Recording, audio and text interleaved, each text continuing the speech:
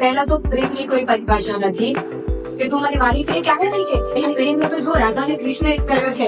તમને એ બી ખબર છે કે એ પ્રેમ નથી, એ ત્યાગ છે. જયારે રાધા માતાના પિતા નતા માનતા ત્યારે અમને કૃષ્ણનો ત્યાગ કર્યો છે. પ્રેમ છે ને એ સ્વાર્થ છે કે જેને તો સ્વાર્થ નથી. કોઈ બી વ્યક્તિ છે એ તમારી જોડે ક્યાંય કોઈ માંગ ના રાખે કે તું મારી માટે આ કર, તું તારી માટે આ કર. એને તમારી માટે કશું જ જોતું નથી. એ પ્રેમ છે. અને તમે જયારે વિચારો કે તમારો જન્મ થાય છે ને ત્યારે તમારી માં, તમે જન્મથી મોટા થો છો ત્યારે તમારી માં ત્યારે તમને આવું કીધું કે હું દીકરી તને પ્રેમ કરું છું, કે તું મને વાલી છે. એ ક્યારે નહીં કે. અને એ છોકરો જે બી તમને ગમતો હશે એ તમને કહેતો હશે કે હું તને પ્રેમ કરું છું. જે નથી કહેતી એનો પ્રેમ ખોટો છે અને તમને જે આઈ લવ યુ કે છે એનો પ્રેમ સાચો છે.